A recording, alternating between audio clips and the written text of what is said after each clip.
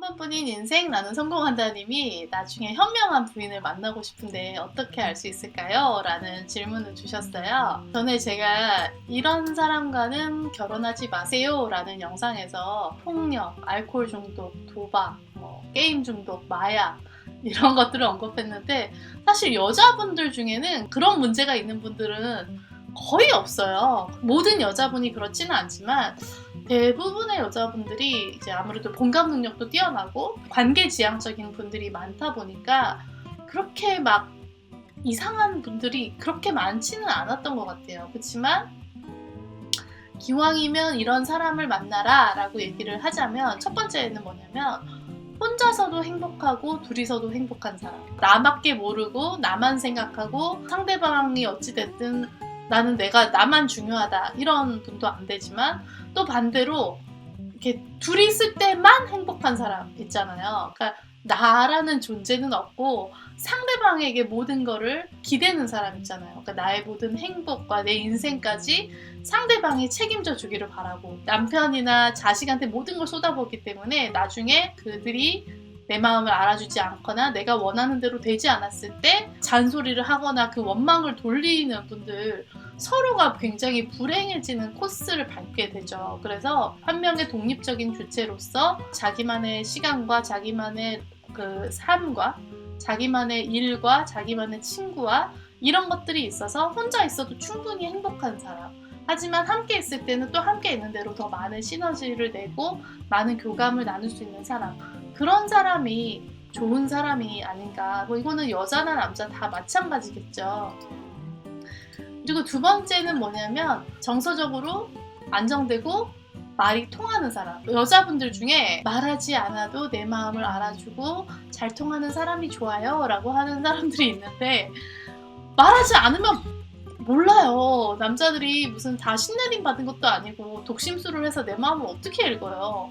내가 원하는 게 있으면 또는 뭐 상대방한테 서운한 게 있으면 그걸 얘기를 해야 되는데 말도 안 하고 그래놓고 혼자 삐지고 그래놓고 혼자 헤어지자고 하고 몇 년 동안 그렇게 혼자 꿍 해가지고 쌓아놨다가 한 번에 폭발하는 사람들이 있어요. 그러면 상대방 입장에서는 너무 힘들죠. 어떤 문제가 생겼을 때 그거에 대해서 오픈하고 편하게 얘기할 수 있는 사람.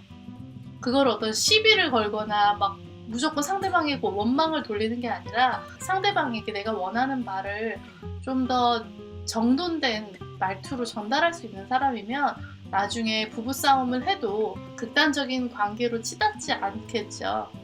그리고 또 하나는 너무 이랬다 저랬다 하는 사람 있잖아요. 화를 팍 냈다가 너무 좋아서 신났다가 우울했다가 상대방에게 짜증냈다가 감정 기복이 너무 심한 사람들은 두 사람의 관계에서도 조금 문제가 있지만 나중에 아이를 낳았을 때도 물론 양육자가 엄마가 아닐 수도 있겠지만 양육자가 엄마가 됐을 경우에 아이한테도 굉장히 나쁜 영향을 줄 수 있어요. 일관적이지 않은 자세로 아이를 대하고 아이에게 막 화풀이를 한다거나 화를 낸다거나 하면 애착의 측면에서도 악영향을 미칠 수 있거든요. 근데 이게 감정 기복이 심하다는 거는 그만큼 내가 내 안에 상처가 많고 분노가 많다는 얘기일 수도 있어요. 이런 성향들이 영구적인 게 아니라 어떤 일시적인 거라고 생각하고 충분히 바뀔 수 있는 부분들이라고 생각을 해요.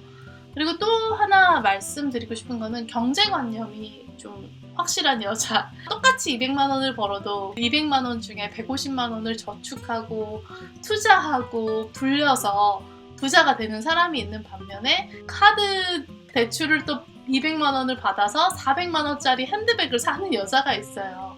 물론 이것도 저는 이제 영구적인 게 아니라 일시적인 거라고 생각을 해요. 실제로 20대 때 명품을 좋아했던 여자분들이 나중에 결혼하고 아기를 낳고는 완전히 자린고비가 된 그런 케이스들도 많이 보기는 했습니다. 하지만 기왕이면 한 살이라도 어릴 때부터 경제관념을 갖춘 사람과 그렇지 않은 사람의 30대와 40대와 50대 차이가 굉장히 크거든요. 근데 이게 문제는 돈의 씀씀이가 문제가 아니라 허세의 문제일 수도 있어요. 한 달에 200만 원을 버는데 500만 원짜리 가방을 사고 빚을 내서 무리한 소비를 하는 사람이라면 자존감이 낮아서 남들에게 어떤 보여지는 거를 중시한다거나 아니면 자기 조절 능력이 조금 부족한 사람일 수도 있거든요. 근데 물론 남자분이 경제관념이 확실해서 돈 관리는 내가 하겠다.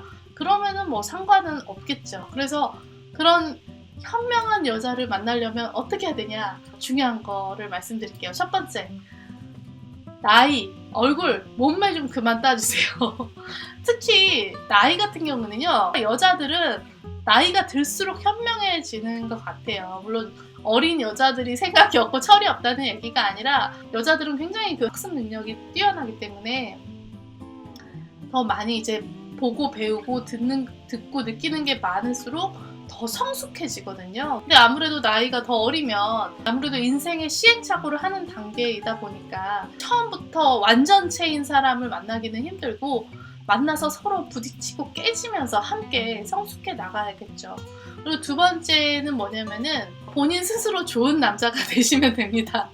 좋은 남자가 되면 좋은 여자들은 자연스럽게 주변에서 이렇게 연결이 돼요. 근데 내가 현명하지 않고 성숙하지 않은 사람인데 현명하고 성숙한 여자가 나를 찾아와서 품어주는 경우는 가끔은 있지만 대부분은 그렇지 않고요. 성숙하고 현명한 여자들은 딱 남자를 한눈에 알아봅니다. 세 번째는 뭐냐면 사랑으로 채워줘라. 세상에 완벽한 사람이 어디 있겠어요. 사람과 사람이 만나서 사랑을 하다 보면 그 사람의 가장 내밀한 면까지 보게 되니까 친구나 동료였으면 몰랐을 그 사람의 어떤 깊은 면까지 다 알게 되잖아요. 아까 제가 뭐 자존감 얘기도 했고 뭐 내면의 상처, 분노 이런 얘기를 했는데 우리가 그렇게 이제 친밀해질수록 무의식에 있는 애정결핍이라든지 두려움, 트라우마 이런 것들이 이렇게 새어나오게 되거든요. 그게 마음에 안 든다고 그 사람과 헤어지기보다는 어떻게 하면 내가 이 사람의 상처를 좀 더 품어줄 수 있을까?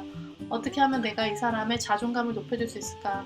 생각을 하면 결국은 내가 더 많이 사랑해주면 되는 거예요. 사랑을 자꾸 채워주다 보면 그 내면의 애정결핍이나 이런 많은 부분들이 점점 채워지면서 이 사람이 어느덧 어떤 정서적으로 안정되고 자존감도 높아지고 그러다 보면 상대방에게도 더 배려 있고 관대해지는 모습을 보실 수 있을 거예요. 행복한 여자를 찾는 것도 방법이지만 내 여자를 행복하게 만드는 것도 방법이겠죠. 당신의 사랑은 무엇입니까? 책에도 잠깐 나오는 얘기인데 남태평양에서 이제 결혼을 할 때 여자에게 암소를 주는 풍습이 있었대요. 근데 어떤 분이 이 정도 외모면 한 마리만 줘도 되는데 무려 7마리를 줬대요. 그래서 사람들이 다들 바보라고 호구라고 비웃었는데 시간이 갈수록 그 여자가 7마리의 암소를 줘도 아깝지 않을 정도로 아름다워졌대요. 왜냐면 본인 스스로 나는 7마리의 암소를 받을 정도의 가치가 있는 사람이야 라고 했는데 제가 그래서 한 구절을 읽어드릴게요. 남자가 여자를 아름답다고 여겨주면 여자는 세상에서 가장 아름다운 여자가 되고 여자가 남자를 세상에서 가장 자상한 사람이라고 칭찬해주면 그 남자는 정말 자상해진다. 다소 불안정하고 서투른 사람이라도 사랑하는 사람이 존경해주면 적어도 그 사람 앞에서만큼은 성숙한 모습을 보여주려 노력한다.